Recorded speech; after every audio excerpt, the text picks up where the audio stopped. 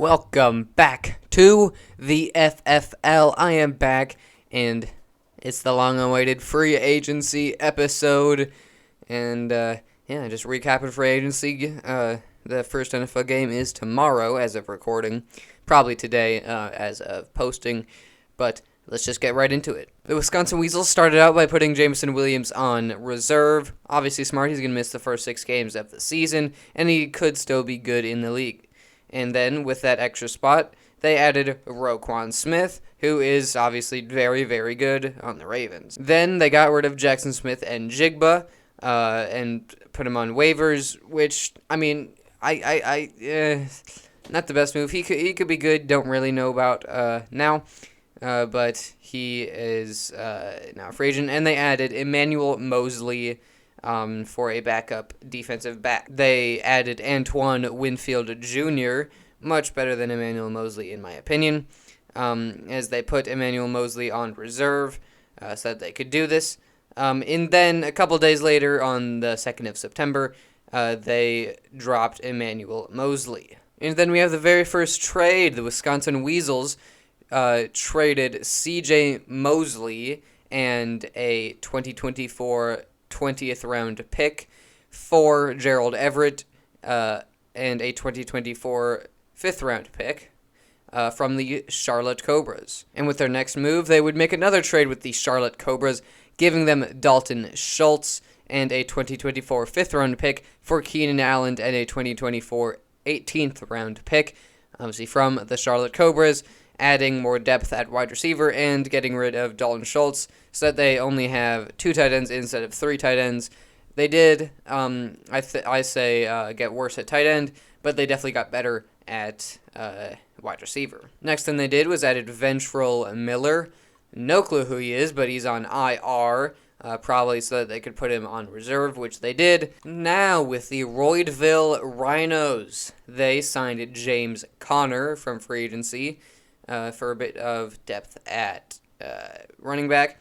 They also put Justin Herbert on waivers, dropping Justin Herbert into free agency. And then later, they added Geno Smith to replace Justin Herbert, as well as dropping Myles Garrett into waivers. But then they put Micah Parsons on waivers, which is crazy. They added Zaire Franklin in his spot, which, I mean, Zaire Franklin can be good, but Micah Parsons, that's pretty crazy.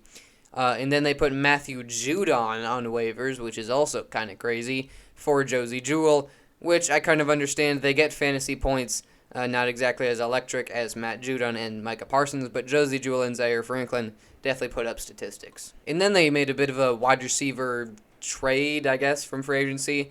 They added Brandon Cooks and got rid of Van Jefferson, who was one of their confusing picks in the draft, and definitely upgraded him to Brandon Cooks. Then they swapped DBs, swapping Tre'Davious White for Kyle Hamilton, which I can understand. Tre'Davious White might get injured, and Kyle Hamilton is a young defensive back that is on the Ravens, so he's probably good. Then a bit of a D-line change. They added Zach Sealer for Trey Hendrickson. Trey Hendrickson, pretty freaking good. Zach Sealer, one of those guys that puts up stats in fantasy, but not as electric as Trey Hendrickson in real life. And they do another swap as they added Jalen Petrie for Jair Alexander, which is kind of crazy. Jalen Petrie was very good, but Jair Alexander, removing him, may be a bit of a surprise.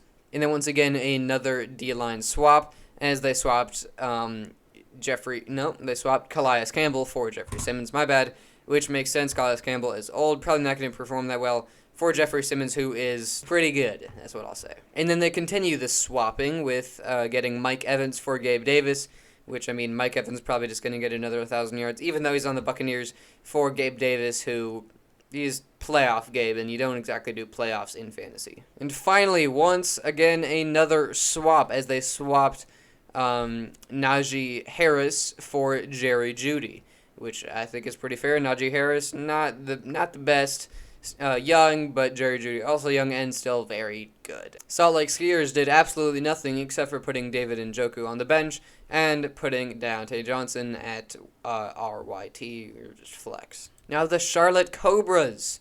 They started out free agency with putting Justice Hill and Patrick Queen on waivers, or dropping them basically, for David Montgomery. You know, Justice Hill for David Montgomery, not exactly a bad switch, I would say.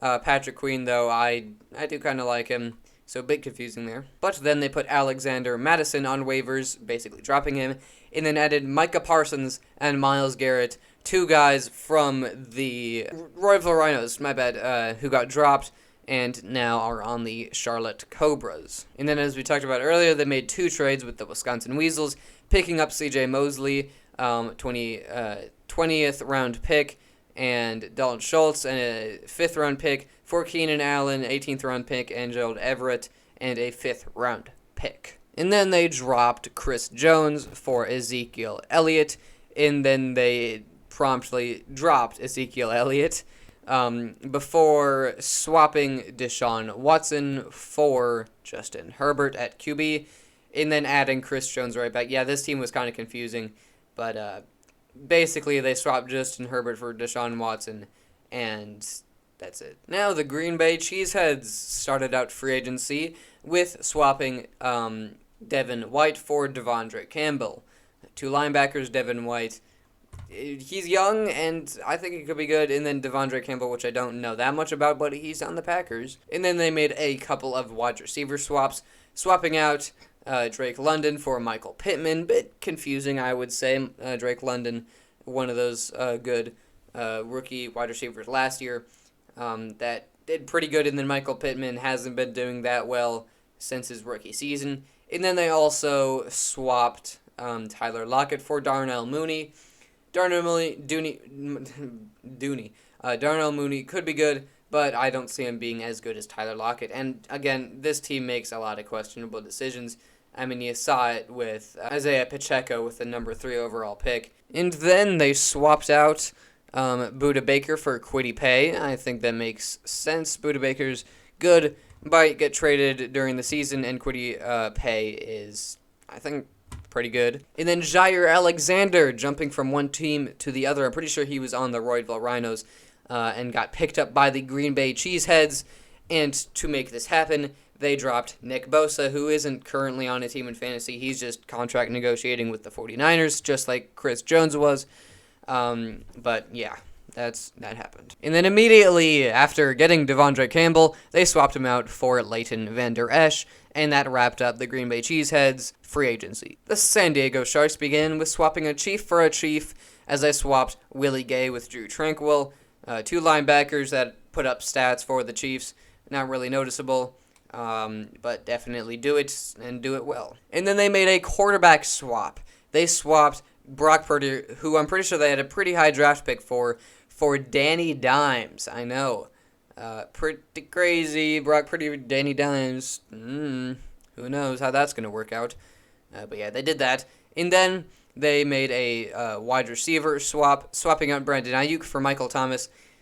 Maybe risky. Michael Thomas is old. He used to be absolutely incredible, has fallen off in the last couple of years, and Brandon Ayuk is a young wide receiver on the 49ers. So who knows how that's going to work out. And then they made a couple of defensive changes. Nick Bolton for Stephon Gilmore. I think it makes sense. Nick Bolton, another Chiefs linebacker that puts up stats for an aging Cowboys signing in the offseason in Stephon Gilmore. That's probably not going to do that well, but you never really know. And then Robert Spillane and Harrison Smith. Harrison Smith, he's probably going to be good, I would think. He is old, so he might regress.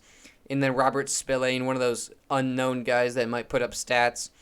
And then they added Joey Bosa for Kevin Byard. Joey Bosa might get injured, but when he's good, he's really good. And then Kevin Byard, same thing. He's really good as a safety for the Tennessee Titans, but got swapped for Joey Bosa. And then they immediately put Robert Spillane on waivers for Jeremy Chin. Two guys you don't really hear about, but they swapped him. And then to finish out the San Diego Sharks free agency period, they swapped Lavonte David for Adrian Amos. Two older guys that I think can still be pretty good in this year. Now moving on to the Stunner Boys.